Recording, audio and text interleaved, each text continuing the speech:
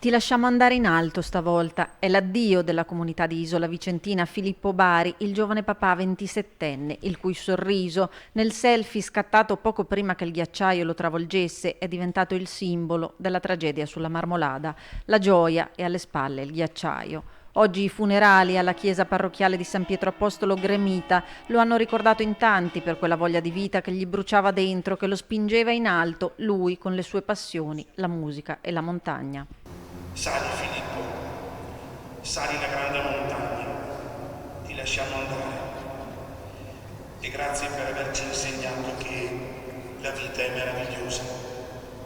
Tante le testimonianze di affetto e vicinanza, dai parenti che lo hanno ricordato sorridente ed esuberante fin da piccolo, agli amici del CAI di Malo a cui Filippo era iscritto, che resteranno uniti a lui come un moschettone invisibile, hanno detto nel loro ricordo, strumento che diventa simbolo di un'amicizia consumata in montagna durante le tante cordate condivise.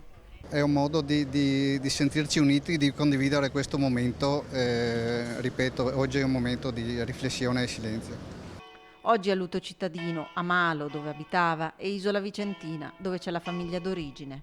Un sorriso che faceva naturalmente che contagioso e che sicuramente dava anche forza a chi lo vedeva, il sorriso che lenisce forse in parte questo ricordo, il dolore di oggi. Partecipi alle attività, diciamo così, della comunità, presente con il CAI, e devo dire che ha segnato la nostra comunità di Malo.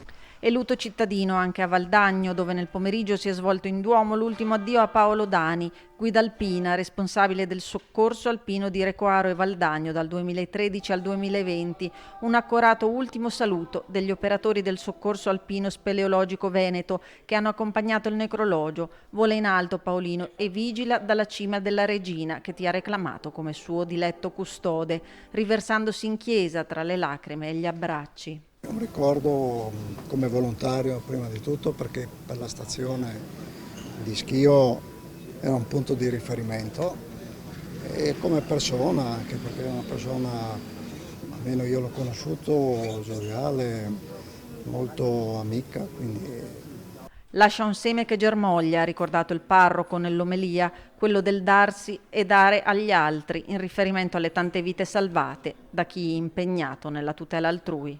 Era una persona speciale perché lui aveva fatto del volontariato, non solo la sua professione, ma proprio uno dei cardini della sua vita, quindi era molto conosciuta in tutta la valle proprio perché aveva aiutato tantissime persone.